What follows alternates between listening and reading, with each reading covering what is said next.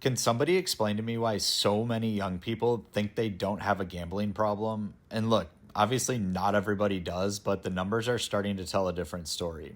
In my opinion, there's three big reasons why this gets overlooked. First, a lot of them don't even call it gambling anymore. They're using the prediction markets and trading sports contracts or whatever you want to call it, and they genuinely believe that they're investing. And that makes it way more dangerous because if you think you're just trading, you don't view the behavior the same way. You're not hearing the warning bells. You're telling yourself, oh, this wasn't a good trade, but I'm learning the markets. Second, they're still young enough where the consequences probably aren't bad enough yet. They might not be trading crazy volumes or betting crazy dollar amounts or betting that much. They probably can still get bailed out by mom and dad if they need help on rent, but they might blow through a paycheck or borrow money, overdraft an account, and still somehow just be fine.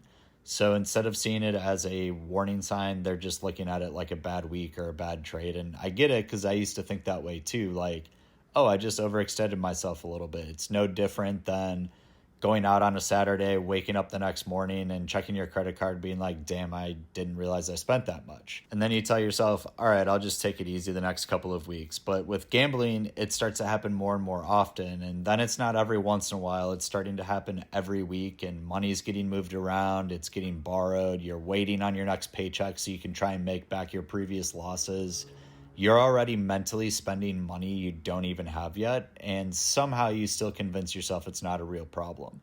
Because in your head, you haven't hit a rock bottom yet, you just had another bad week. And then lastly, and probably most importantly, they're not old enough to have experienced the huge losses yet. And I don't mean money-wise. They haven't lost a marriage, they haven't lost a house, they haven't lost a job or a career or business or years of their life, so they hear stories about rock bottom and think, yeah, that won't be me.